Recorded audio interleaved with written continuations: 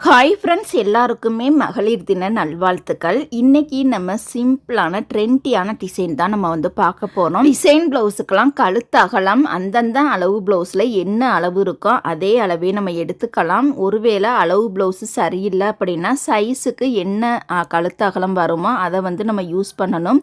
நீங்கள் இடையில இருந்து பார்த்தீங்க அப்படின்னா கண்டிப்பாக புரியாத. ஆரம்பத்துலேருந்து என்னோட சேனலை நீங்கள் விடாமல் பார்த்தா தான் நான் என்னென்ன சொல்லியிருக்கேங்கிறத கண்டிப்பாக உங்களுக்கு புரியும். இப்போ இந்த நெக்கு பார்த்தீங்கன்னா பாட் நெக்கை பயன்படுத்தி தான் நம்ம சூப்பரான ஒரு டிசைன் நம்ம பயன்படுத்தி தைக்க போகிறோம். இந்த டிசைனுக்கு நம்ம கேன்வாஸ் யூஸ் பண்ணாமல் தான் தைக்க போகிறோம். ஆனால் கஸ்டமருக்கு தைக்கணும் அப்படின்னா கண்டிப்பாக கேன்வாஸ் பயன்படுத்தி தான் தைக்கணும். இப்போ லைனிங் கிளாத்தை மட்டும் நம்ம கட் பண்ணி எடுத்துக்கலாம். இப்போ பாருங்கள், நம்ம அழகாக நீட்டாக கட் பண்ணி முடிச்சிட்டோம். இப்போ எப்படி ஈஸியாக தைக்கிறதுன்னு பார்க்கலாம். நம்ம சேனலை சப்ஸ்கிரைப் பண்ணாதவங்க சப்ஸ்கிரைப் பண்ணிவிட்டு பாருங்கள். இப்போ ப்ளவுஸோட நல்ல பக்கத்தில் லைனிங் கிளாத்தை இது போல் கரெக்டாக நம்ம பொருத்தமாக வச்சுக்கலாம். கழுத்து அகலம் ரெண்டையும் மாறாமல் இருக்கணும். கரெக்டாக பாருங்கள், ஒரு அரை இன்ச்சு அந்த டிஸ்டன்ஸில் நம்ம அழகாக நீட்டாக நம்ம தையல் போட்டுக்கலாம். நேராக வரலை அப்படின்னா கண்டிப்பாக லைன் போட்டுட்டு தைங்க. நம்மளுக்கு ரொம்பவே சூப்பராக இருக்கும், பக்காவாகவும் இருக்கும். ஆரம்பிக்கும் போதும் முடிக்கும் போதும் கண்டிப்பாக நம்ம கெட்டி தையல் போட்டுட்டு தான் தைக்கணும். அப்போ தான் நம்மளுக்கு அழகாக நீட்டாக இருக்கும். இப்போ நூல் பீஸரை நம்ம கட் பண்ணி எடுத்துடலாம். நடுவில் இருக்கக்கூடிய எக்ஸ்ட்ரா பீஸரை நம்ம கட் பண்ணி எடுத்துக்கலாம்.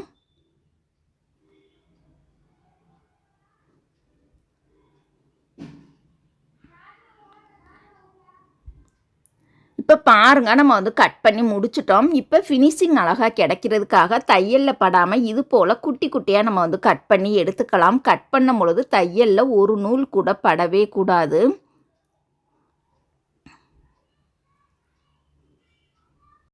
இப்போ பிசுரையும் லைனிங் கிளாத்தையும் நம்ம கையோட ரைட் சைடு வச்சுட்டு லைனிங் கிளாத்து மேலே ஓரத்தில் நம்ம படிமான தையல் போட்டுக்கலாம்.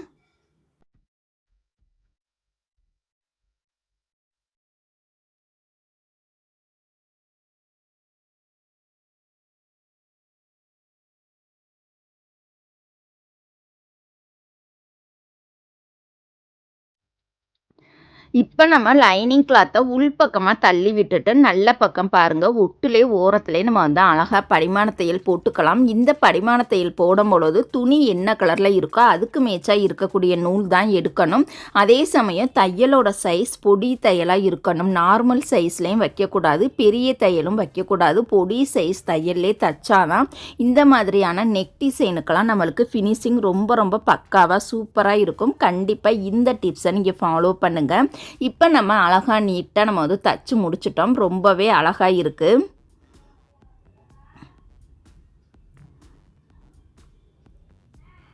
இப்போ கீழே பாருங்கள், நம்ம பட்டி மடித்து தச்சுக்கலாம். அரை இன்ச்சு பிசுறு மடித்து இன்னொரு மடிப்பாக அரை இன்ச்சில் மடித்து இது போல் ஓரத்தில் நம்ம தச்சுக்கலாம். எப்போதுமே நான் இந்த வீடியோவில் தான் உங்களுக்கு பட்டி நான் மடித்து காமிப்பேன்.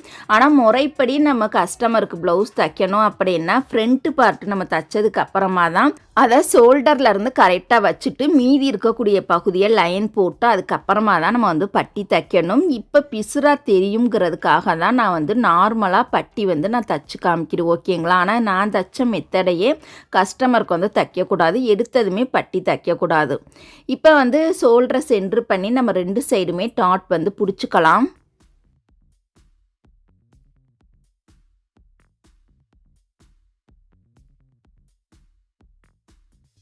இப்போ இந்த பகுதியை அழகாக நீட்டாக நம்ம அயன் பண்ணி எடுத்துக்கலாம். இப்போ பாருங்கள், நேர் பீஸில் 3 இன்ச்சு அகலத்தில் இந்த மாதிரி நம்ம லைன் போட்டுக்கலாம். நேர் பீஸில் தான் போடணும், கிராஸ் பீஸில் போடக்கூடாது, ஓகேங்களா? நேர் பீஸில் 3 இன்ச்சு அகலத்தில் இந்த மாதிரி நம்ம லைன் போட்டு நம்ம கட் பண்ணி எடுத்துட்டு அதை அகலம் பார்த்திங்கன்னா அதே 3 இன்ச்சு அகலத்திலேயே இந்த மாதிரி மார்க் பண்ணி நம்ம அழகாக நேராக கட் பண்ணி எடுத்துக்கலாம். இந்த ஸ்கொயர் ஷேப்போட அளவு பார்த்திங்கன்னா 3 இன்ச்சு நீளமும் 3 இன்ச்சு அகலத்தில் இந்த மாதிரி ஸ்கொயர் ஷேப்பில் அழகாக நம்ம கட் பண்ணி எடுத்துக்கலாம். 3 இன்ச்சு நம்மளுக்கு கரெக்டான அளவு. ஒவ்வொரு டிசைனுக்கும் ஒவ்வொரு மாதிரி நம்ம ஸ்கொயர் ஷேப்பில் கட் பண்ணணும். அப்போ தான் நம்மளுக்கு அந்த டிசைன் பார்க்கும்போது ரொம்பவே சூப்பராக இருக்கும். இப்போ பாருங்கள், இதை டபுள் முக்கோணமாக நம்ம மடித்து எடுத்துக்கலாம். டபுள் முக்கோணமாக மடிச்சுட்டு கிராஸாக இன்னொரு முக்கோணமாக நம்ம வந்து மடித்து இந்த மாதிரி செங்குத்தான முக்கோணமாக இந்த மாதிரி நம்ம தச்சு ரெடி பண்ணிக்கலாம். இதோட நூலை வந்து கட் பண்ணிவிட்டு பிசுற பாருங்கள், இந்த மாதிரி நம்ம வந்து கட் பண்ணி எடுத்துக்கலாம். சைடில் இருக்கக்கூடிய அந்த எக்ஸ்ட்ரா நூலையும் நம்ம கட் பண்ணி எடுத்துடலாம். இப்போ இதே மாதிரியே பாருங்கள், நிறையா பீஸ் நம்ம வந்து தச்சு ரெடி பண்ணியிருக்கோம்.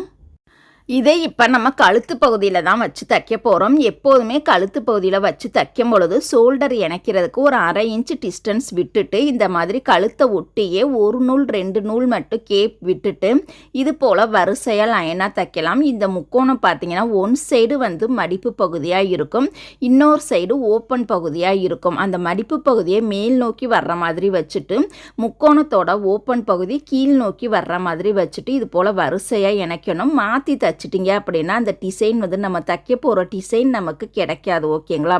அதனால் முக்கோணத்தோட மடிப்பு பகுதி மேல் நோக்கி வர்ற மாதிரி வச்சுட்டு முக்கோணத்தோட ஓப்பன் பகுதி கீழ் நோக்கி வர்ற மாதிரி வச்சுட்டு இது போல் வரிசையாக நெருக்கமாகவே நம்ம வந்து தச்சுக்கலாம்.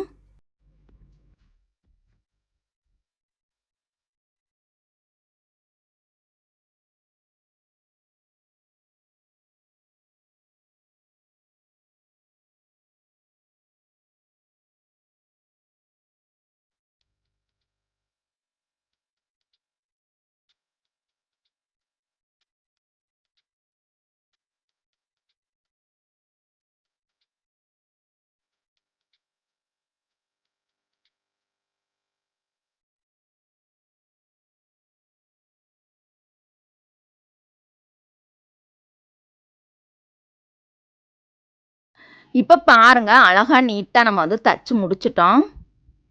இப்போ இந்த இடத்துல நம்ம பிசுரை மறைக்கிறதுக்காக லேஸை பயன்படுத்தி தான் நம்ம வந்து தைக்க போகிறோம். இப்போ பாருங்கள், நான் எல்லோ கலர் லேஸ் எடுத்துருக்கேன். அப்போ எல்லோ கலருக்கு மேட்சாக இருக்கக்கூடிய நூல் தான் எடுத்துக்கணும்.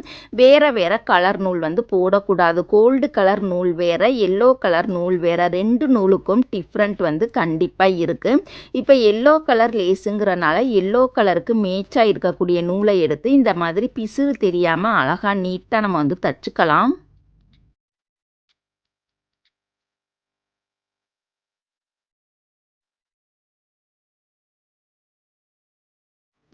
இப்போ ஒரு தையல் வந்து போட்டு முடிச்சிட்டோம். இப்போ இந்த லேஸ்லே இந்த ஓரத்தில் இன்னொரு தையல் நம்ம போட்டுக்கலாம்.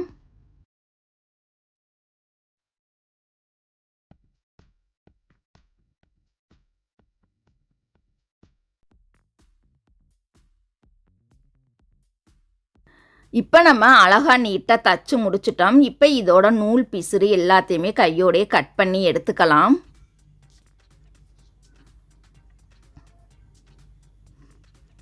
இப்போ பாருங்கள், அந்த ஒவ்வொரு முக்கோணத்தோட ஓப்பன் பகுதியை இந்த மாதிரி நீங்கள் வச்சிங்க அப்படின்னா நம்மளுக்கு அழகான ஒரு ஷேப், ஒரு இதழ் ஷேப் வந்து நம்மளுக்கு வந்து கிடைக்கும். பாருங்கள், இந்த ஓப்பன் பகுதியை இந்த மாதிரி வெளிப்பக்கமாக மடித்து விட்டீங்க அப்படின்னா ஒரு இதழ் ஷேப் நம்மளுக்கு வந்து அழகாகவே கிடைக்கும். இந்த மாதிரி அந்த ஃபஸ்ட்டுலேருந்து லாஸ்ட்டு வரைக்கும் அந்த எல்லா முக்கோணத்தையுமே இந்த மாதிரி இதழ் ஷேப்பில் ஃபஸ்ட்டு வந்து நம்ம எடுத்து விட்டுறலாம். இதழ் ஷேப்பில் எடுத்து விட்டதுக்கு அப்புறமா பக்கத்திலே பார்த்தீங்கன்னா கரெக்டாக அந்த ஃபஸ்ட்டு லேஸ்லேருந்து 2வது லேஸ் தைக்கிறதுக்கான டிஸ்டன்ஸ் பார்த்தீங்கன்னா கரெக்டாக ஒரு 3/4 இன்ச் அந்த டிஸ்டன்ஸில் அந்த இதழை ஒட்டியே நம்ம வந்து மார்க் பண்ணிக்கணும். சில சமயம் இதழ் வந்து ஒன்று சின்னதாகவும் பெருசாகவும் தைச்சிட்டிங்க அப்படின்னா அந்த லேஸ் தைக்கும்போது நம்மளுக்கு ஒரு மாதிரி வித்தியாசமாக தெரியும். அதனால் கரெக்டாக 3/4 இன்ச் அந்த அகலத்திலேயே ஒரு லைன் வந்து நம்ம போட்டுட்டு இந்த ப்ளவுஸை கரெக்டாக நம்ம வந்து சென்ட்ரு பண்ணி மடித்து விட்டுறலாம். மடித்து விட்டுட்டு இந்த மாதிரி கீழே பார்த்தீங்கன்னா முக்கோண ஷேப்பில் நம்ம கொண்டுட்டு வந்துட்டு கீழே பார்த்தீங்கன்னா டபுள் முக்கோணமாக இந்த மாதிரி லைன் போட்டுக்கலாம். ஃபஸ்ட்டு ஒரு முக்கோணத்துக்கு கிராஸாக கோடு போட்டுட்டு 2வது 1 இன்ச் டிஸ்டன்ஸ் விட்டுட்டு இன்னொரு லைன் போட்டுக்கலாம்.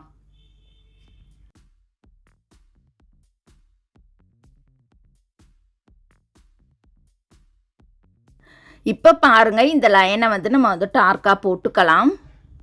இந்த இடத்துல இதே எல்லோ கலர் லேஸை பயன்படுத்தி தான் நம்ம வந்து தைக்க போகிறோம்.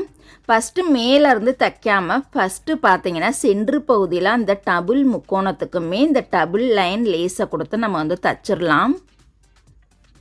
அந்த கார்னர் பகுதியில் கண்டிப்பாக நம்ம வந்து ஒரு ஃப்ளீட் வைக்கணும். அப்போ தான் அந்த முக்கோண ஷேப் நம்மளுக்கு அழகாக கிடைக்கும். அந்த ஃப்ளீட் வைக்கலை அப்படின்னா முக்கோண ஷேப்புக்கு பதிலாக நம்மளுக்கு ரவுண்டு ஷேப் கிடச்சிரும். ஓகேங்களா? அந்த ஃப்ளீட் வச்சாதான் நம்மளுக்கு அந்த கோடு ஷேப், அந்த முக்கோண ஷேப் நம்மளுக்கு அழகாக நீட்டாகவே கிடைக்கும்.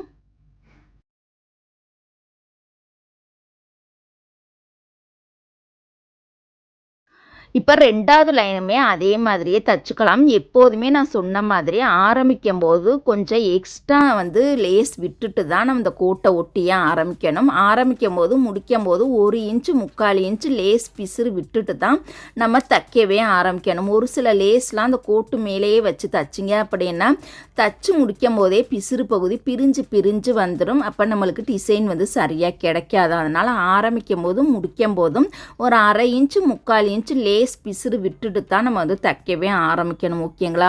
இப்போ கழுத்து பகுதியில் இருந்து அந்த லைன் வந்து நம்ம போட்டிருந்தோம். அந்த லைன் மேலேயே இந்த லேஸை பயன்படுத்தி தச்சுக்கலாம். இந்த நெக்கோட சென்ட்ரு பகுதியில் பாருங்கள் ஒரு ஃப்ளீட் வச்சுக்கலாம். இந்த இடத்துல பாருங்க அழகாக நம்ம வந்து ஃப்ளீட் வச்சுட்டு பாருங்க அப்படியே நம்ம வந்து கிராஸாக கொண்டுட்டு வந்துட்டு அந்த சென்ட்ரு பகுதியில் அந்த முக்கோணத்தோட பிசுறு தெரியாமல் அழகாக கவர் பண்ணி நம்ம வந்து தைக்கணும்.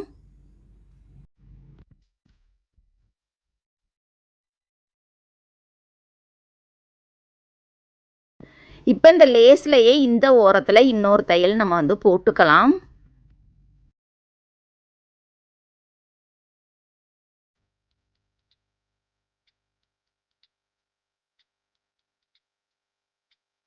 இப்போ அதே மாதிரியே இந்த சைடுமே பாருங்கள் அந்த லைன்லேயே நம்ம லேஸை கவர் பண்ணி நம்ம தச்சுக்கலாம்.